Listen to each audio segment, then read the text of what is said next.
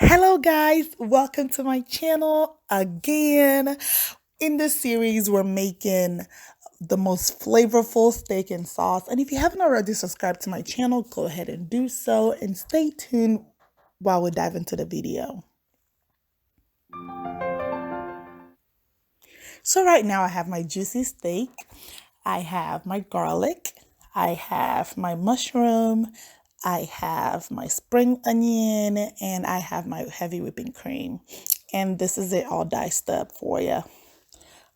Just to look a little closer, that's my spring onion, that's my garlic, and that's my mushroom. So I have my spices here. I have a pepper, seasoned salt, rosemary, curry, and thyme. Just go ahead and mix all of that together.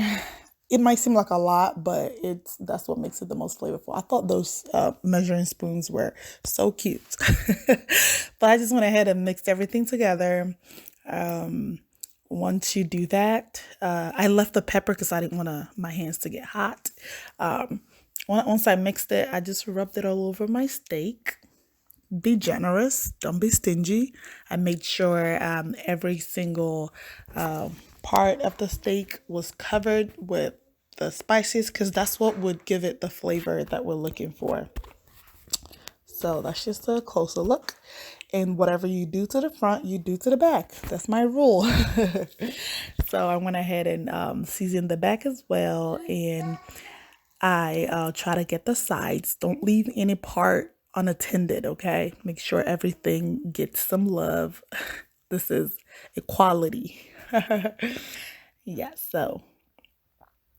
And then finally, I dabbed it on some of my the pepper that I had earlier. I didn't want it to be really pepperish. I just want the flavor, okay? So that's what we have here. And I just let it sit for a little bit. And to seal in all that seasoning, I sprayed some of my olive oil on it. And then I just turned my stovetop to high. Make sure that my cast iron is pretty hot. If you know anything about cast iron, it heats up pretty well. So once it heats up, I just lower it a little bit to like medium heat. And that's what you're seeing. So I just put these garlic in here to just to roast because I was going to use it for my mashed potatoes. I didn't really care if the flavor goes into the steak. I just wanted it to roast. Why? Because like I said, my steak is so flavorful, so this is just extra. And the sauce also has some of the minced garlic that I showed you earlier. So yeah, so this is it. Look at that garlic looking nice and roasted. And I cooked the steak for about 4 minutes and I timed it on each side and depending on how well you want it. So I was aiming for a medium rare type of situation. And I also put in a little butter when I was making it. I forgot to mention that, just a little bit. I didn't want my steak to be swimming in fat. Yes, so I flipped it. Look, just take a look at those gorgeous lines, okay? And don't be afraid. I know it looks like it's well done, but it's not.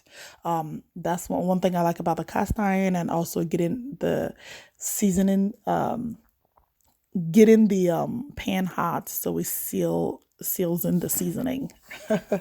So yeah, so right now I'm just cooking the other side for also about 4 minutes. Whatever you do to the other side, you do it to the other side. So now it's done. I mean, it doesn't take long to make a steak. You just have to make sure that your seasoning is great. So you can see the front and the back. And I just cut into it so you see what the inside looks like. And also when you're done cooking steak, keep in mind that it still cooks even when you take it off the stovetop, especially being in a cast iron, which is still going to be hot. So I just let it sit a little bit and let the juice, come out of it. So make sure you don't cook it too much because it will cook while you're waiting. So that's the steak all cut up. I like it cut up. That's just how I like it. And while our steak is done, we're gonna move over to making our sauce. Yes, the making of the sauce. The sauce is delicious as well, and that's what makes everything come together. So I have my olive oil here. and I am going to add some garlic.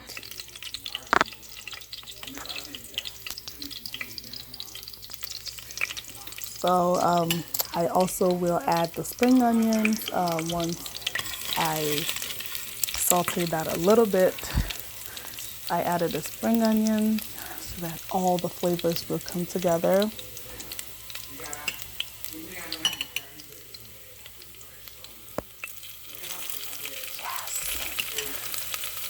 And just stir, stir, stir, and then finally add my mushrooms.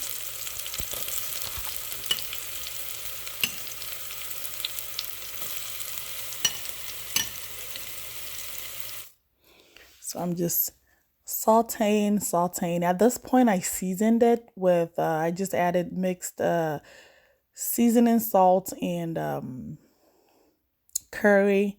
And I added about half a cup of heavy cream and no cheese here. I didn't add any cheese because I don't know. It was just extra calories, so I just kept it out. I'm just stirring here. As you can see, it's nice and thick. And I added some water because it was a little thick. I wanted it to cook down so the flavor could get evenly distributed. So I like that consistency because it's going to go on the mashed potato and also like a sauce on the steak. So I liked what I was seeing. It was so good. So good. So good. That's my steak. I'm plating it, and that's the juice I was talking about. So I let the steak sit, and that's the extra juice that came out of it. So, I mean, I couldn't let that go to waste. So, and that's where all the flavors are packed into. So I just sprinkled that on the steak, and I have mashed potatoes, which I did off camera. Those were the bomb. Like the mashed potato was so good. It was so, so good. So I added a little bit of my sauce. Look at the consistency. It's not too thick and not too thin. I thought that was the perfect consistency for like a mashed potato gravy and also like a steak sauce. I'm telling you, this was like, the flavor was amazing. Okay, you really have to try this. This is like one of the best steak I've ever had. Not because I made it.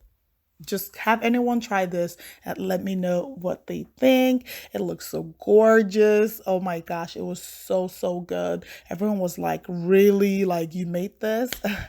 If you haven't already done so, go ahead and subscribe, and I'll see you again in my next video. Bye bye.